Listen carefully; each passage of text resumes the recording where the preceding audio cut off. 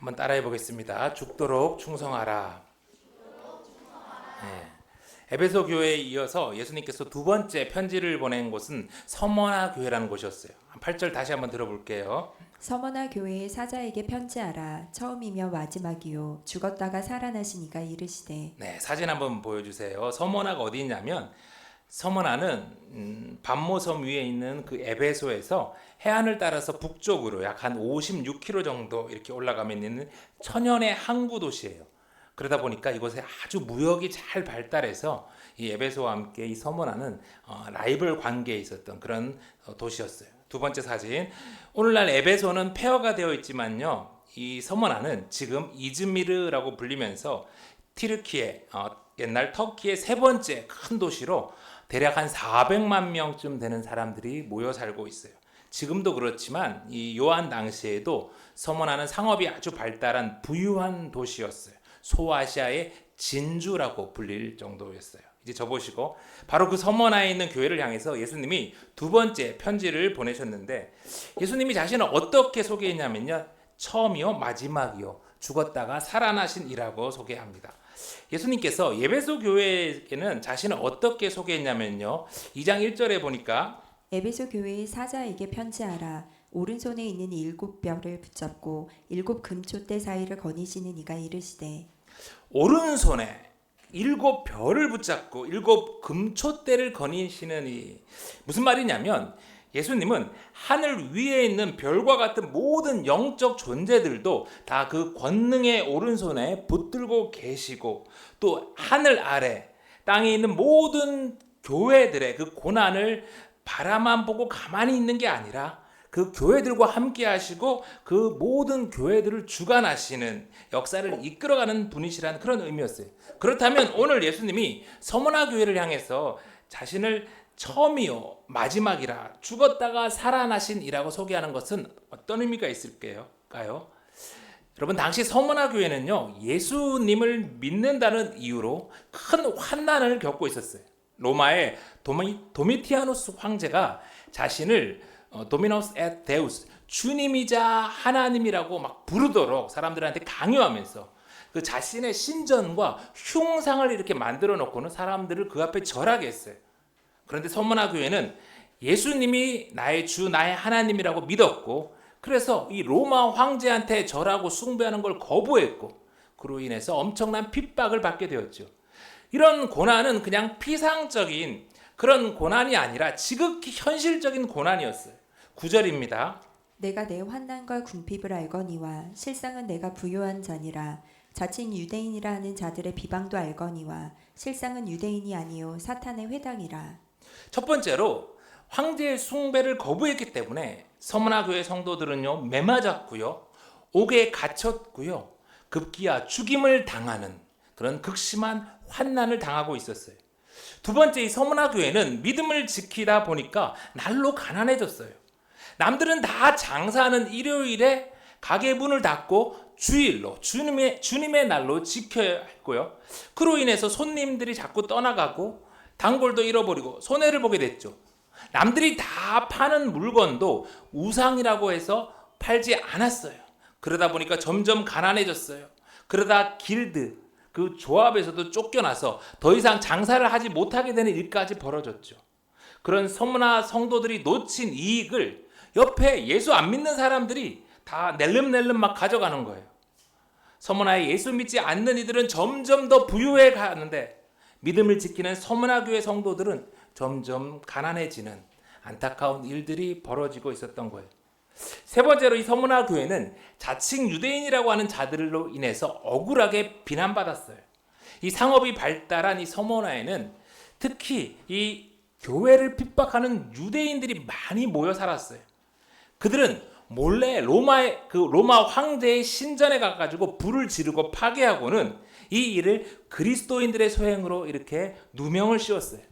거기다가 그리스도인들은 성찬식을 하는 것을 보고는 사람을 잡아먹는 종교다라고 이렇게 거짓 소문을 막 퍼뜨린 거예요. 귀신의 왕 바알세불을 힘입어서 귀신을 쫓아낸다는 그런 소리를 들은 예수님처럼 루스드라에서 사람을 고쳐 주었음에도 돌에 맞아서 죽을 뻔한 사도 바울처럼 이 서문화 교회 성도들도 환난과 궁핍과 온갖 비방과 억울한 일을 견디며 신앙을 지켜야 했어요. 그런데 처음이며 마지막이신 예수님이, 죽었다가 살아나신 예수님이 서문화 교회에게 내 환난과 가난과 비방과 억울함을 다 아신다고 말씀하세요. 그리고 이어가십니다. 실상은 내가 부요한 자니라. 지금 억울하게 환난당하고 믿음 때문에 가난하지만 사실은 서문화 교회야, 너는 부요한 자야. 아니, 찢어지게 가난한데, 너무 힘든데 예수님은 왜 서문화 교회를 향하여 부요한 자라고 말씀하실까요? 예수님은 처음이요 마지막이신 분, 죽었다가 살아나신 분이니까요. 예수님은 지금 고난당하고 있는 이 잠시의 시간과 공간 속에서 서문화 교회를 보고 말씀하시는 게 아니라 시간과 공간을 넘어서 영원 속에서 서문화 교회를 평가하시면서 말씀하고 있는 거예요. 지금 잠시 가난하지만, 지금 잠시 고난받고 있지만 곧 시작될 영원한 천국에서 너희들은 누구보다 부유한 자라고 예수님이 말씀하시는 거예요. 그리고 예수님은 계속해서 말씀하십니다. 실상은 유대인이 아니요 사탄의 회당이라. 서문화 교회 사람들은요, 같은 하나님을 믿었다고 생각한 유대인들로부터 더 핍박을 받았어요. 그들은 탐욕을 따라서 살면서 마치 자기들이 하나님을 위한 것처럼 그렇게 자신의 더러운 행위를 포장했어요. 예수님을 십자가에 못 박은 대제사장과 종교 지도자들처럼요. 그런데 처음이고 나중이신 예수님이 그들의 그 더러운 짓을 다 아신대요.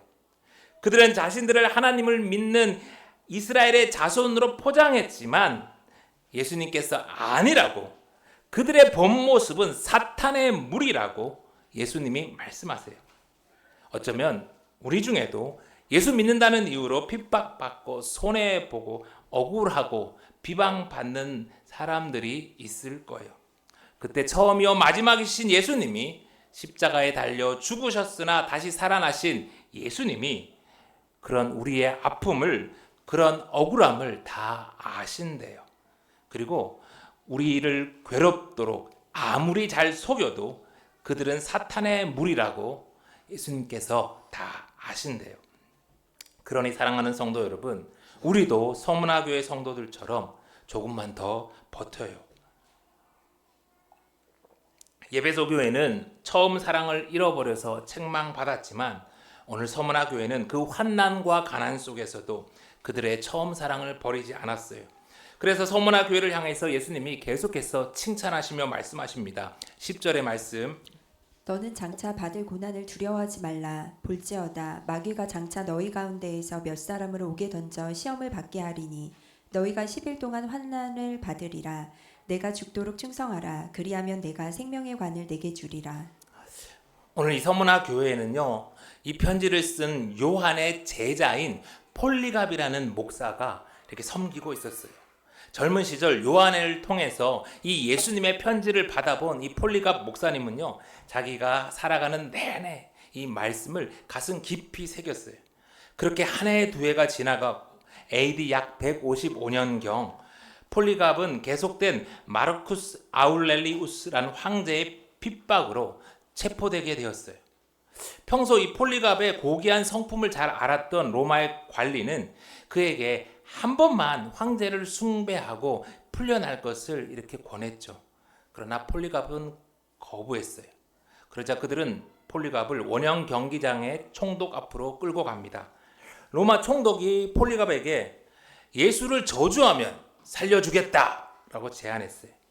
그러자 폴리갑은 다시 단호히 거부하며 이렇게 대답합니다. 지난 86년 동안 그분을 섬겼고 그분은 내게 잘못한 일이 하나도 없어. 그런데 내가 어찌 나를 구원하신 나의 왕을 모독할 수 있단 말이오. 그러자 총독은 황제의 이름으로 맹세하지 못하겠느냐? 내가 마음을 바꾸지 않으면 너를 맹수들에게 던져버리겠다며 위협했어요. 그러자 폴리갑은 맹수들을 부르시오 라고 답을 했어요. 화가 난 총독은 내가 맹수들을 얕보니 불로 태워 죽여버리겠다 이렇게 위협했죠. 그러자 폴리갑이 다시 대답합니다. 당신은 1시간 동안 타다가 잠시 후면 꺼져버리는 불로 나를 위협하고 있지만 경건치 못한 자들을 위하여 예비된 심판과 영원한 불에 대해서는 전혀 모르고 있군요. 어째서 이렇게 지체하고 있습니까? 원하는 대로 속히 시행하시오. 그리고 희생 제물이 된 어린 양처럼 화형대 위에 선 폴리갑은 자신을 예수 그리스도의 잔을 함께 마시며 순교자들의 반열에 들어가게 하신 것을 감사하며 자신을 주 앞에 향기로운 제물로 받아 달라는 마지막 기도를 드렸어요. 폴리갑이 기도를 마치자 화형 집행인이 장작더미에 불을 지폈죠. 그러자 불꽃이 거세게 일어났지만 바람을 맞으며 마치 이 아치 모양이 되더니 폴리갑 주위를 이렇게 비껴서 불타올랐어요. 불로 폴리갑을 태울 수 없다고 생각한 그들은 다시 단검으로 폴리갑을 찌르게 했고 거기서 그의 고난은 끝이 났죠. 여러분, 서문화 교회는 분명 핍박받았고 가난했고 억울했어요.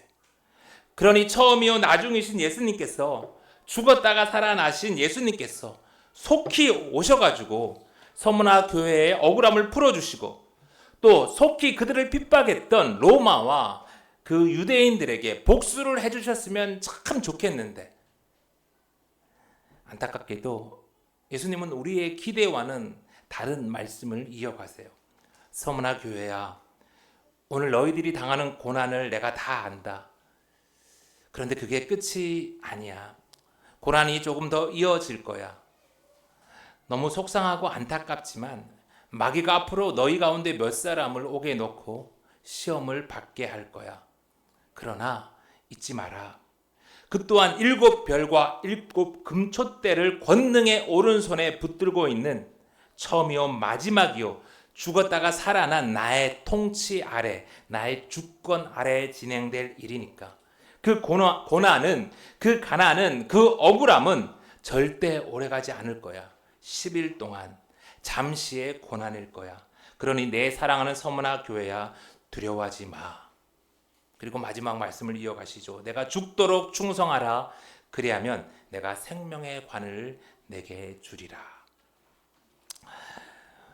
고난 속에서도 믿음을 지킨 서문화 교회를 향한 예수님의 이 귀한 말씀을 몇몇 교회에서 오해하거나 잘못 해석하는 일들이 있었어요. 교회에서 시키는 대로, 여러분 목사가 시키는 대로 죽도록 충성해야만 천국 가고 생명의 면류관을 받을까요? 여러분 정말 예수님이 그렇게 말씀하신 뜻일까요? 이미 극심한 고난 가운데 믿음을 지키고 있는 이 서문화 교회를 향해서 하신 예수님의 말씀은 그런 뜻이 아니에요. 잘 들으셔야 돼요. 잘못 들으면 죽도록 고생만 합니다. 죽도록 충성하라고 번역한 이 헬라어 기누 피스토스 아그리 다나투라는 이 말은요, 영어 번역만 봐도 쉽게 알 수 있는데 be faithful until death, 죽을 만큼이 아니라 죽을 때까지 충성하라는 의미예요. 그리고 여러분 be faithful 이라고 번역된 이 헬라어 기누 피스토스란 말은 한글로 충성하라고 번역해서 우리가 오해를 하는데, 피스토스 충성은요 신실함, 믿음이라고도 번역이 돼요. 로마서 1장 17절 한번 들어보세요. 복음에는 하나님의 의가 나타나서 믿음으로 믿음에 이르게 하나니 기록된 바 오직 의인은 믿음으로 말미암아 살리라 함과 같으니라. 너무 중요한 말씀이죠. 자, 여기 오직 의인은 무엇으로 말미암아 산다고 했어요? 믿음으로. 여기서 믿음이라고 번역된 단어가 오늘은 충성이라고 번역하고 있는 이 피스토스예요. 그러니까 오늘 예수님께서 고난당하고 있는 이 서문화 교회에게 하시는 말씀의 의미는 죽을 때까지 예수님에 대한 충성을, 예수님에 대한 신실함을, 예수님에 대한 믿음을 지키라라는 말씀입니다. 그러니 교회에서 죽도록 봉사해라, 일해라, 헌금해라, 안 그러면 천국 못 간다라는 그런 겁박은 주장은 완전 엉터리인 거예요. 이단 사이비들이 이런 식으로 사람들을 말씀 가지고 협박하는데 여러분 흔들리지 마세요. 아멘. 어떻게 보면 이 의미가 고난당하는 성도들에게 교회에게 죽을 때까지 충성을 믿음을 지키라는 이 말씀이 이 요한계시록 전체의 핵심인 거예요. 자, 다 같이 한번 따라해 봅시다. Be faithful until death. 잘했어요. 예수님께서 핍박받고 이제 고난받는 서문화 교회를 향해서 자신을 어떻게 소개했다고 했죠? 처음이요, 마지막이요, 죽었다가 살아나시니. 여러분, 우리가 고난 때문에 이 믿음을 저버리게 되는 이유는 고난이 언제 끝날지 모르기 때문이에요. 우리 나라에 아주 뛰어난 시인이었던 서정주라는 사람이 있었는데 그가 친일파로 돌아선 것에 대해서 훗날 이렇게 변명을 했어요. 일본이 그렇게 빨리 망할 줄 몰랐다. 그는 일본이 수백 년을 갈 줄 알았어요. 그런데 일본이 1945년에 패망할 줄 알았다면 아마 그는 다른 선택을 했겠죠. 여러분, 아이를 임신한 엄마들이 그 힘든 시간을 참고 견디는 이유가 뭐예요? 오늘의 그 고난이 영원하지 않다는 것을 아니까. 10달이 지나면 세상에서 누구보다 사랑스러운 아이가 선물로 주어진다는 걸 아니까 그 고난을 견디는 거예요. 그래서 예수님은 계속해서 말씀하세요. 사랑하는 서문화 교회야, 내가 당하는 고난이 영원하지 않아. 열흘이면 끝나. 내가 처음이요 마지막이야. 나 역시 너희와 함께 십자가에서 고난받았고 죽었어. 그러나 다시 살아났잖아. 너희도 그럴 거야. 그리고 예수님은 서문화 교회에게 그리고 오늘 우리에게 계속해서 말씀하셨죠. 11절. 귀 있는 자는 성령이 교회들에게 하시는 말씀을 들을지어다. 이기는 자는 둘째 사망의 해를 받지 아니하리라. 이기는 자, 죽을 때까지 충성한 자, 믿음을 지킨 자는 둘째 사망의 해를 받지 아니하리라. 여러분, 둘째 사망이 뭘까요? 사람은 누구나 다 죽습니다. 그게 첫 번째 사망이죠. 그렇게 죽고 나면 모든 사람은 하나님의 심판대 앞에 다시 서게 됩니다. 요한계시록 20장 13절. 바다가 그 한가운데에서 죽은 자들을 내주고 또 사망과 음부도 그 가운데에서 죽은 자들을 내주매 각 사람이 자기의 행위대로 심판을 받고 사망과 음부도 불못에 던져지니 이것은 둘째 사망 곧 불못이라. 누구든지 생명책에 기록되지 못한 자는 불못에 던져지더라. 죽고 나면 모든 인간은 하나님 심판대 앞에 서게 되는데 그때 생명책에 기록되지 못한 자, 예수님을 믿고 구원받지 못한 자, 예수님 안 믿은 자들, 마귀와 함께 영원히 불타는 지옥의 불못에 던져지게 될 건데 이것이 둘째 사망이에요. 이 진리를 평생 가슴에 새기고 살았기에 폴리갑은 그 불타는 장작 위에서도 죽을 때까지 예수님에 대한 충성을, 신실함을, 믿음을 지켰어요.